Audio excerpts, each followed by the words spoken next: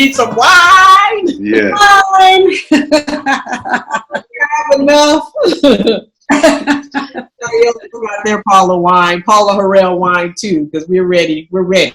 We'll get back to the other later. Even though it's our 1 year anniversary, What Sibling Rivalry, the podcast. We started 10. We were just doing 10. That was it, Paula. We were doing 10. And then people wanted us to keep going and seeing it. And then we came up, then we had a partnership with KBLX, and then we did something with the Jamba Juice, and then, then it kept going. And then the pandemic hit, and then we were able to do it virtually. Via Zoom.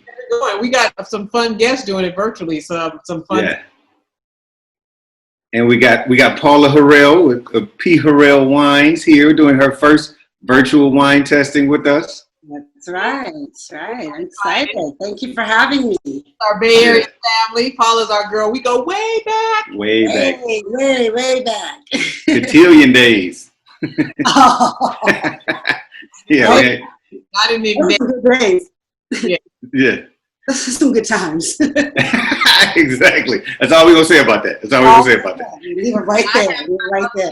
Cheese platter by Gussie, Chef Michelle, that has me so I can have my pairing with my wines. Oh, awesome. Yeah. Paula. I have the spicy cheese. I have the chocolate. I have some other cheeses, some cherries and grapes and crackers. So I'm ready. She's ready. Over there. Yeah. We all should be over there. Right, exactly. So Paula, before we get started though, tell us how you got into the wine business. So, people do ask me that question a lot, and it's very interesting because I do not have a background in winemaking. I'm not a cellar rat. I didn't grow up, on a winery, but I do have a pretty nice background in wine consumption. So that's kind of how this all started. Okay. I lived in Spain for a little bit in college. I was doing an exchange program, and I sort of fell in love with the European culture and the wine culture. They kind of are intertwined. So when I moved back home to San Francisco, I decided I wanted to explore this a little bit more. So I started spending a lot of time in Napa and Sonoma and as many different wine countries as I could.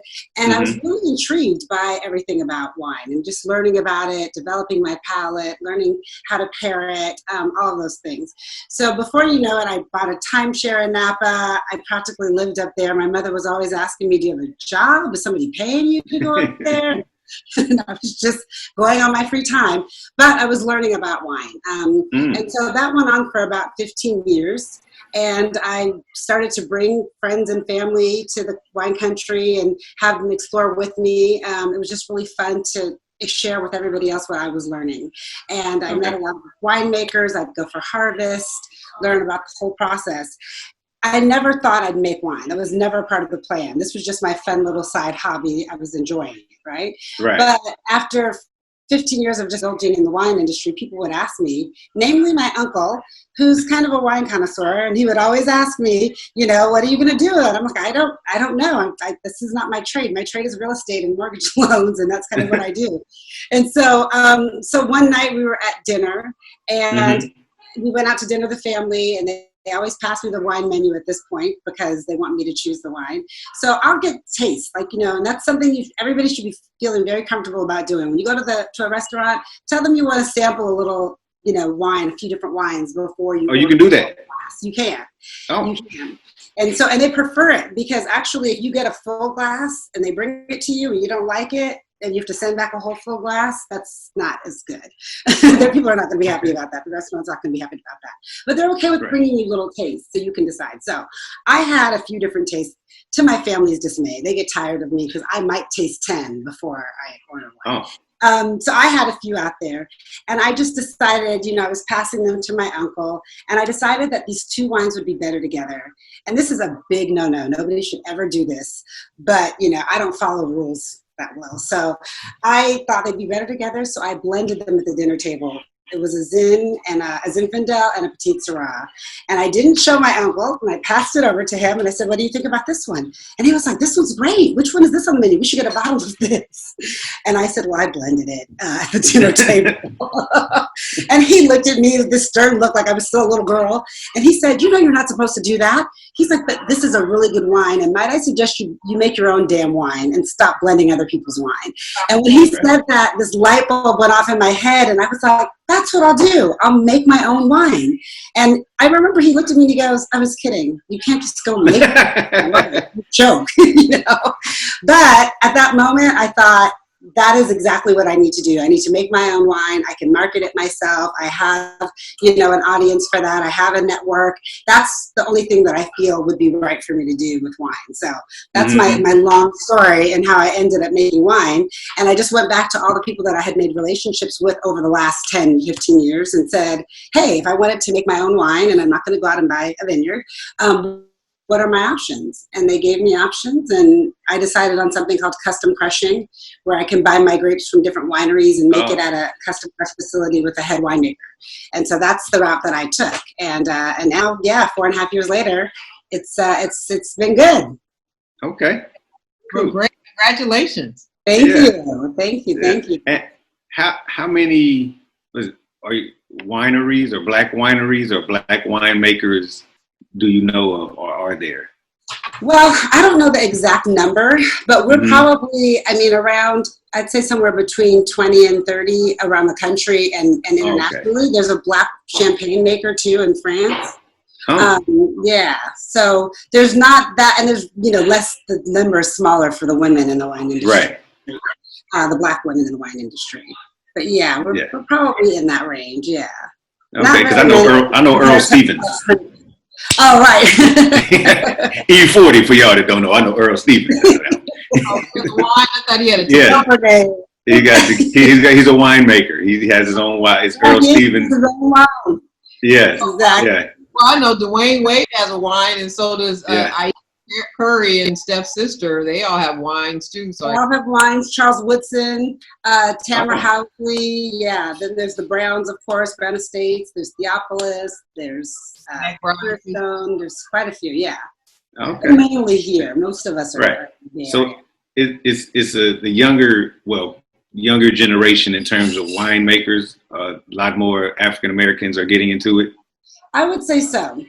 And, cool. A lot more African Americans are just getting into the wine business industry in some way or another. There's a lot of people that have wine tasting organizations or wine clubs or wine tours and things of that nature, which is great. Because, when I started exploring wine, 15, 16, 17 years ago, there was none of this at all. Right. So I'm happy to see this. I'm happy to see that everybody is sort of jumping in and learning about it, because it's been this taboo thing that it's only for certain people or certain echelons of people, and that's just not the case. Right. Okay. Yeah. So I'm going to try today because we have 3 different wines, and I know it's National Rosé Day today. It is. It's National Rosé Day. Rosé. So what are we trying today? Okay, so first we are trying, I'll tell you what we're trying, and then I'm going to just go over a couple of little tasting notes so we can Thank you. I need those. I need all the notes. Instructions and stuff. So we're going to be trying my Riesling. It's called Hate Street. It is a dry Riesling. So that means it has very little to no residual sugar. So it's not a sweet Riesling. Oh, okay, good. But it's quite lovely, if I do say so myself. I am a San Francisco native. The reason it's called Hate Street is from the Haight-Ashbury district. My parents, my grandparents, my grandmother and grandmother and father had residential care home facilities for the elderly around the Bay Area. Wow. And one of them they had built from the ground up the year I was born. So they've both passed on, but I still have the property on Haight Street. So I'm paying homage to them and their business legacy. I named this one Haight Street. So so that's why this is called this. So Haight Street, so this is a beautiful dry Riesling. It's crisp, it's clean, it's got hints of grapefruit and Bosch pear. It's got a little bit of an effervescence to it. Really easy drinking wine. Effervescence. Really easy drinking wine. one of the great things about Riesling and why I chose it was because it is a very versatile grape. So you can pretty much pair it with anything. It's really not, it doesn't fight with a lot of foods. What do I pair with my cheese platter? Off my platter, what do I pair it with? So generally speaking, you would pair a Riesling with like a Camembert or a Brie, but I had Shonda do, and you can also do like a hard cheese.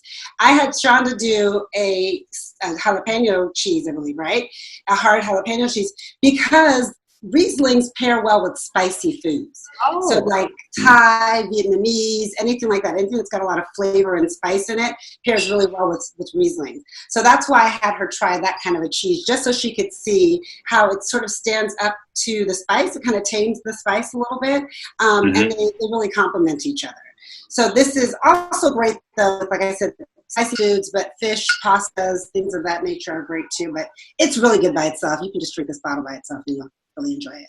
So this is the first one. All right. So how do we taste it? How do we taste it? What is the protocol? Protocol is, so you're gonna lean your glass a little bit and pour the wine in like this. Now, white wine. Do I need to have glasses? Do I need to change glasses, or use the same? Do you have a white wine and a red wine glass? Yes. Okay. Oh, well, you have the small ones that I gave you. Those are tasting glasses, so you can just use those if you like. That's small. Yeah. If you have the right one, that's a normal size glass. So this is generally, like, white wines are generally in a glassware like this. Sometimes red wines can be in glasses that are like this. Mm-hmm. So basically, white wines come in a fuse. So it's usually like, of course it's white. But don't judge my bachelor pad glasses. Don't do that. Sometimes, yeah, I see it. Looks like you put brown liquor in that one. hey! It don't matter what goes in it right now. It's a wine glass. I'll leave you alone. No, but generally you look for like it's a golden color or straw, yellow, amber. That's depending on what wine it is. Those are the different kind of colors, the hues you would see in white wine. So with wine, the first thing you want to do is smell it, but you want to kind of swirl it around a little bit first, because that kind of opens up the wine, so you can get a better. It aerates it, and it gives it gives you the aromas. Now, the thing about white wine I want to mention too is that a lot of people like to drink white wine cold, and you do drink it cold, but you don't want it like ice cold, because it kind of constricts the flavors and the aroma. So if your glass is like frosting on the outside, it's a little too cold, and you can always just like warm it up for a minute or two like this in your hand. Okay. And then just get it so that it's not warm, but just takes the chill off. And then you want to smell it. So after you've done that, you want to smell it, and you want to see what you smell when you smell it. So there's like 2 to 5 different things you might smell, from like fruit, flower, herb smells, and then I see you laughing. I'm over here like, I smell wine. It smells like wine. I smell wine. I smell grapes. Yeah, it smells like wine and alcohol. Okay. So there's some layers. So you're looking for like fruit or flower or herb, depending on what kind of wine it is.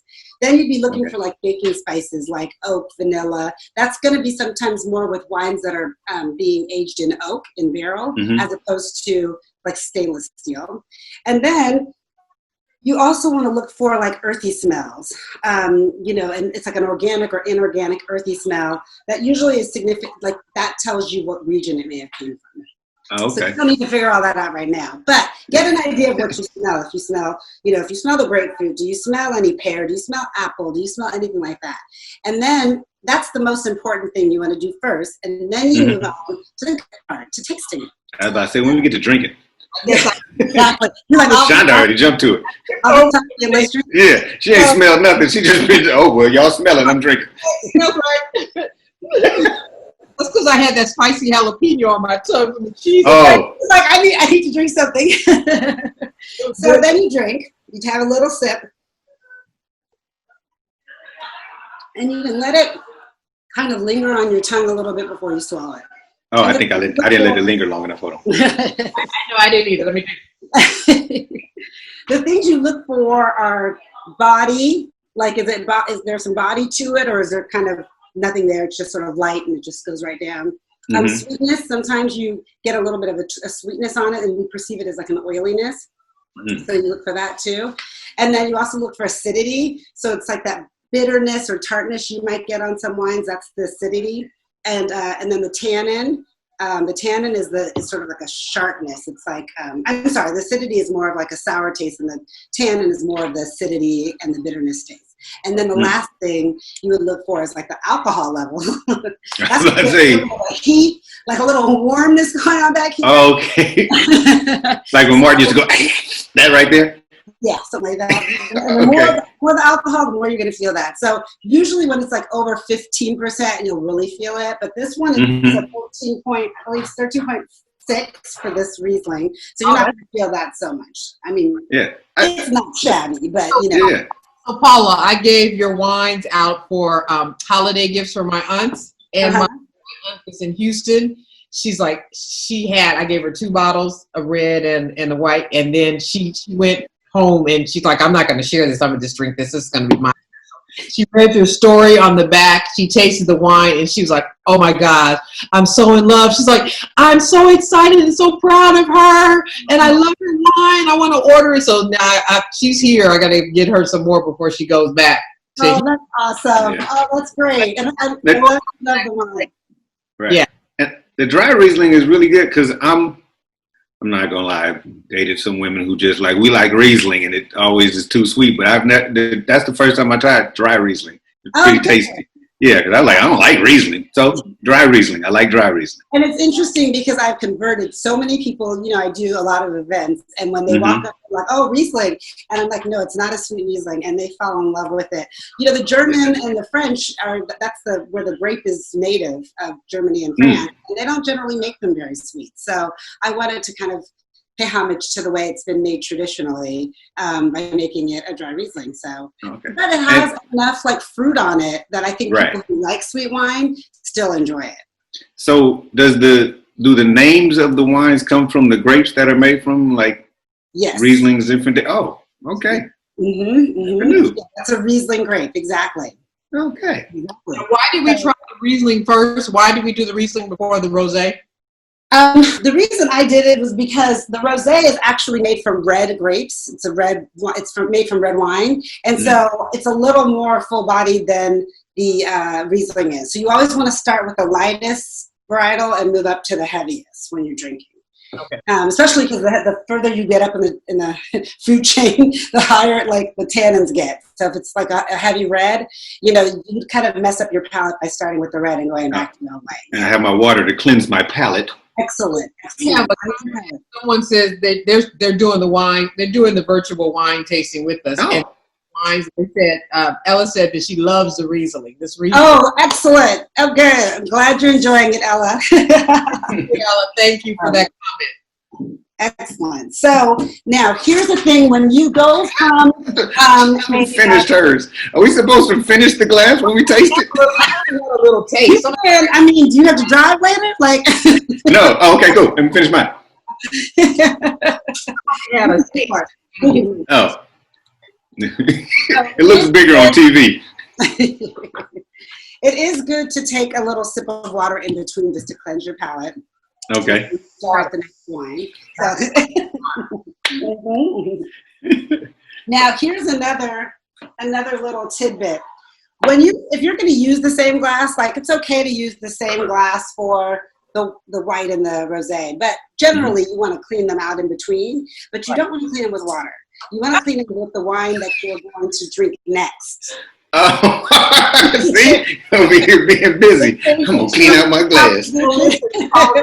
I'm like, so you just want to put like a little bit in like that, and then you swirl it around, and then you can dump it. Happy National Rosé Day. Wait, we're dumping it? We're just going to waste this perfectly good wine I just poured in? Not doing that. So what do you walk around and pour it out? Pour this? Yeah. Exactly. The water just really changes the whole composition, you know, of the wine. So you don't want to mix the water with the wine. Just when you sip it in between your mouth. That's it. Right. And this is the rosé. So this is the rosé. So this rosé is called PJ Rosé. So my first initial, and my middle initials. I am Paula Jean Harrell. My father was Paul. My mother is Jean. There you have it. So Daddy was like, I'm gonna name my baby. I don't care if it's a boy or a girl. Right. Let me tell you what happened. I have to tell this story really quickly. So I'm the last of 5 children, and my dad's first child is Paul from his previous marriage. And then there's my brother David and 2 girls, Gina Marisa, Margot Gisela, and then Paula Jean. And I was like, y'all just got bored. You just were like, we don't know her names. We're just gonna name her after us. Like, I figured that's what they did. Right. So well, you got 5 of them. You'd be like, we're running out of names. Right. Just put them together. We're done. Paula Jean. So that's why this is my name is Paula Jean, and this is PJ. But my sister Gina and my aunt also, they both suggested that I make a rosé. And my sister Gina calls me PJ. So she insisted that this be called PJ Rosé. And the funny thing about it is she was like the only person on the planet I would ever let call me PJ. And so, of course, now that I have a wine called PJ, everybody calls me PJ because I never liked the nickname. But now I like it. Now you got the wine. My wine. To keep up with the latest on What Sibling Rivalry podcast, please subscribe to us on your favorite platform. On Apple Podcasts, click on the subscribe button. And please don't forget to leave us a review and rating.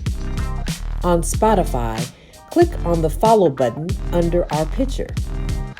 And on Stitcher, click on the plus sign under our picture. This will keep you up to date on all the fun and funny. The rosé wine is from the rosé grape, or? It is, you know what, actually, this is from, now this is the only time, it's one of the times it's different. So the rosé is more of the style of wine. So this is from 2 red grapes, Ayanico and Syrah. So Ayanico is a South Italy style grape from this area, the Campania, Tuscany region. I don't actually get it from there, but it's been grown here locally in California. So it's Ayanico and Syrah, and Ayanico is actually it's a really tannic grape, but the way it's made, the way this rosé has been made, we've been able to sort of tame down the tannins. We didn't leave the skins on for too long, so the color is like a really pretty salmon color. So you know how we were talking about colors before with the white? With rosés, you're going to get like pink, like light pink, salmon, those are maybe like copper. Those are the colors you might see on a rosé. So this one I would say is more of a salmon color. So the Ayanico grape is from the South Italy region, like the Campania region. It's grown here, but it's that style of a grape. And then the Syrah. So you get like some strawberry and rhubarb and even like a hint of citrus with this. It goes great with the Gouda cheese because, see, you got your Gouda. Got my Gouda. It kind of coats the palate, when you're drinking wine. That's why you pair cheese with wine anyway, because it kind of coats the palate to break down the tannins from the wine. So it's a really nice pairing. So we've got our rosé here for everybody to try. Rosé, National Rosé Day. National Rosé Day. It's rosé all day long. So this is this rosé is about 13.8% alcohol, so still kind of a reasonable amount of alcohol, not too high. So it's not very acidic either. Really, really smooth drinking wine. And again, also with you of course can do cheese, but then also appetizers and salads, really fresh, light, crisp meals are good with rosés. But again, this is another one you can drink by yourself. I can't tell you how many friends text me and say, is it bad that I just finished this and I haven't eaten yet? And I'm like, no. We're not judging. No judgment. No judgment. Just don't do that too often.